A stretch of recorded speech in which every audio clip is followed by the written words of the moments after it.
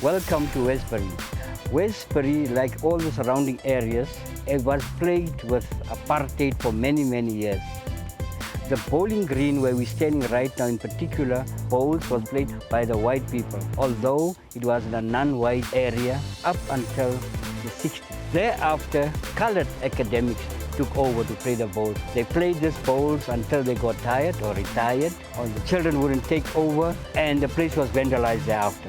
The people of this organization called Together Action Group then approached the Department of Sport and Development to say, since the place has been demolished and vandalized, to lease the place from the department, of which it was granted. The people that are here have now converted the place into an after-school program, and the main program being the restorative justice program. We're standing in Coronationville, also on the street. Behind me is the Rahima Musa Hospital. The name Rahima Musa stems from the day that this old lady and a few other women marched to the Union buildings in Pretoria, where they're about to say to the then Premier Minister, tired of carrying passes as female.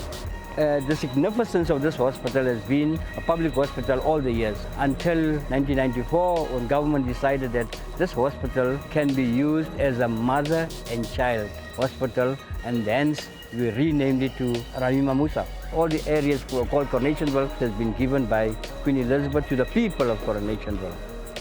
This is the house of Rahima Musa. It is our wish that our community will always look up to this place to say that what she has done for us as South Africans. Only more of our youngsters can emulate or imitate even the deed that Ms.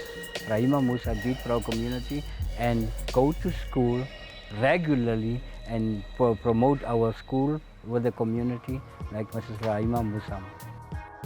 Westbury Secondary School started in 1979 because there was a great need for an extra high school, in that we had Coronationville Secondary School having to service schools from the then Western Coloured Township, New Clare and surrounding areas. So Coronationville School was overcrowded.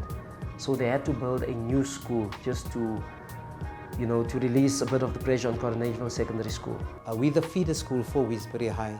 So about between 85 and 90% of our learners goes to Westbury High. We meet regularly with our grade 7 teachers, with their grade 8 teachers, to make sure that our kids are ready for the high school. Our area is engulfed by drugs. And if you've just followed the media, you would have seen, especially over the November-December period, many lives were lost. And sometimes those issues flow over into the school. And we've actually started the Westbury Youth Center. We used to have a school hostel. It's just adjacent to the school. This hostel, the youth center, we also use as our matric center. I think that is actually one of the reasons for our good results. In that during exams, we send our kids, our grade 12 kids, they stay there, for the duration of the exam, where they sleep, they eat, and they study. And we give them some life skills. Our matric results have been the best. So academically, we've been performing at a high level. So to me, that is, it's a landmark actually for the school, to be counted amongst the best. None of the high schools in the area were offering rugby. But then Westbury started offering rugby, and we were quite excited that Westbury has now a rugby program in place. And now we knew that our kids can come from the primary school right into the high school, and they would be participating in rugby programs at Westbury High.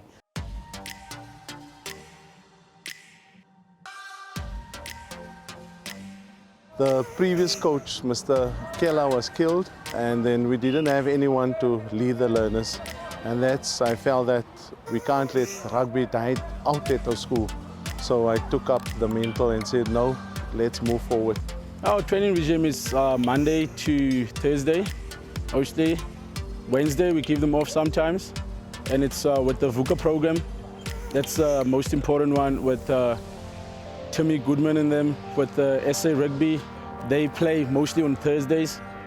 So they go Monday, Tuesday, Wednesday, sometimes we'll play on Thursday, with Bill Jardine also helping with all the schools in the area, getting that league going on. We're playing against each other on this field. the community, you know, the parents, they just want to find out when are they playing. But the only problem is that the opportunities, because of all the other schools that don't have full teams. So when we play, it's usually sevens, and then it's usually just on a Thursday. So we're trying to get all the schools in the area. Most of the boys are not rugby players. They mostly, in Joburg, they call it ball players. They mostly play soccer, so it's a struggle. We've got a handful of rugby players that got a rugby history, where they've played rugby before, wherever it is, at primary school. But it's growing, because I've got parents sending me messages with the boys are not coming to training. They go the extra mile now. My boy can't come to training. He's got something to do. And the principal at school also helping us, telling us, getting the message through when we've got training and all those things. And Mr. Billings, that's hands-on at school. That's the most important thing there. The day I made a Lions team, yo, it was like out of this planet. I don't know what feeling was it. Excited, happy. Yo, I can't explain it, because I never dreamed that I would play for the Lions, because I always wanted to play for the Blue Bulls. Well, I enjoy playing against boys, not girls in particular, because I like the toughness, and they teach me how to be strong, tough and independent, so that I can face the world out there. The players that I look up to is Phaka. I like the way he tackles the big guys, and he's not afraid to put his body on the line for our country. I believe that in spite of our background, in spite of our historical and social background, that we are able to, our kids have shown, our teachers have shown that they have the commitment and the dedication. One day it will become a top school in the country.